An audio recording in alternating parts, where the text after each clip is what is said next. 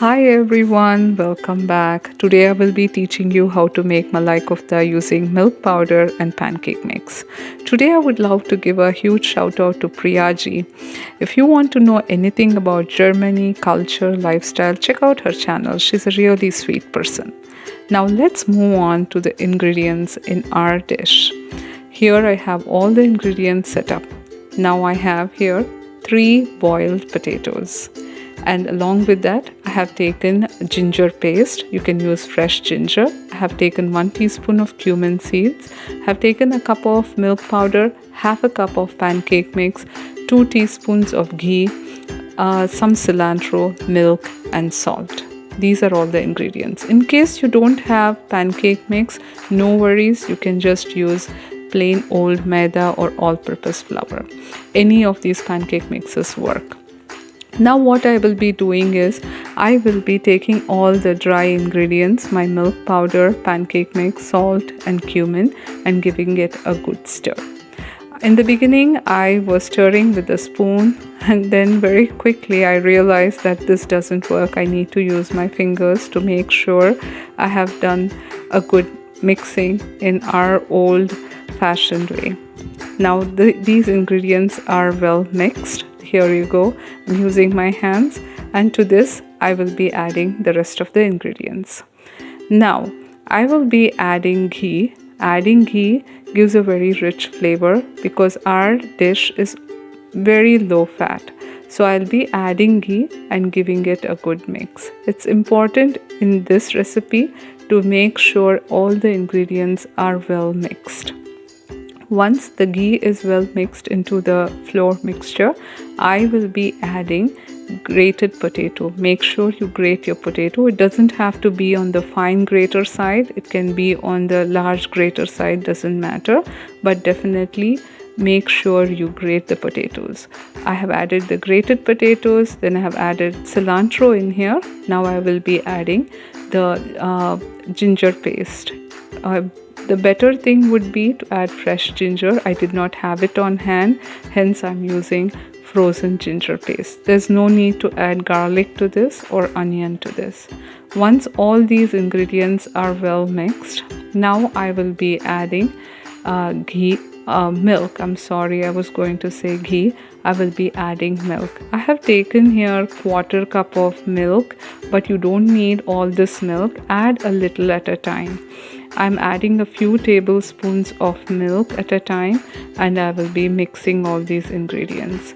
Adding milk little at a time gives us more control of the dough. It doesn't become too mushy. You will get a very good doughy consistency. It's almost like a chapati dough. That is how the consistency will be, but definitely it will be a little sticky because we have added a lot of milk powder in here. So I'm adding the rest of the milk, and now I will be mixing all this up so I get a nice dough out of this. Here you go. I have my dough ready. Now to this dough I'll be taking some oil in my hand so I can make balls for Malai kofta.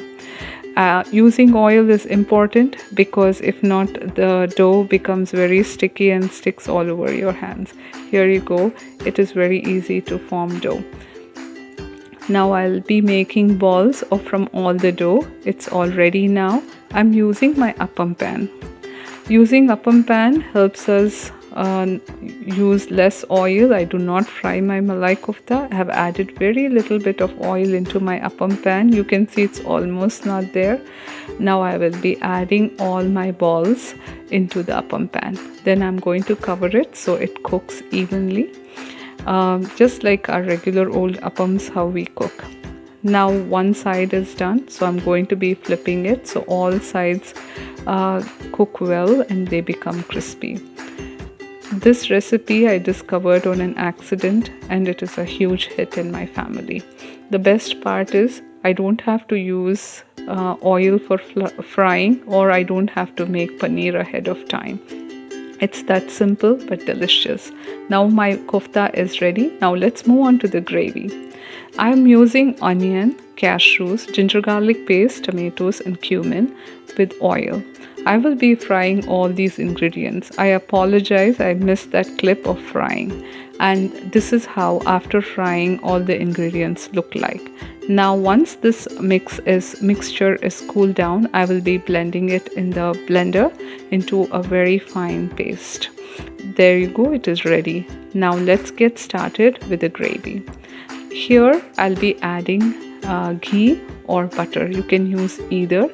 I'm adding butter over here, and then I'm adding a little bit of shahi jeera. Adding shahi jeera instead of regular jeera to this enhances the flavor. Give it a try. And now I will be adding dhania powder or coriander powder. I'm adding around 2 tablespoons of coriander powder to this mix. Make sure the flame is low, or else all these ingredients will burn very fast.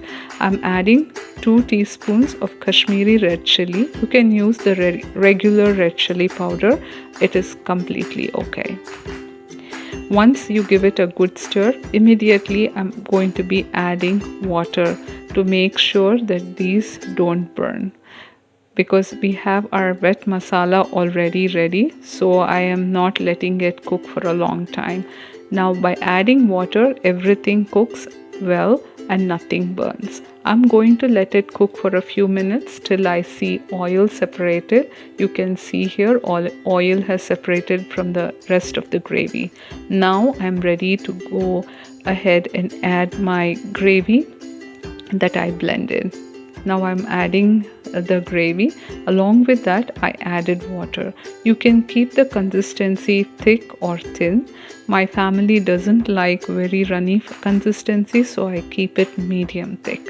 To this, I have already added salt. I'm going ahead and adding a little bit of sugar. This actually gives it a very good taste. Once I have added the sugar, give it a good mix. Then I will be adding some ketchup. Ketchup actually is like a magical ingredient in this gravy. It gives a very good flavor. After adding ketchup, I am adding a little bit of kasuri methi or dry fenugreek leaves. After you add dry fenugreek leaves, I'm adding kitchen king masala. That is store-bought, that is not homemade, it is store-bought. After I add all these masalas in here, I'm going to give a good mix. That way everything is well incorporated into the gravy, and I will be letting it cook for a few minutes. This really smells so good. After it is well cooked, here I have added all my kofta into the curry, and I have added some cilantro into the curry as well. And now it has cooked well. Now I'm going to be adding some heavy cream. That is optional. Leave it for a few minutes on the stove, and then it's delicious. Here you go. My delicious malai kofta with peas pulao is ready. Thanks for watching. Bye for now.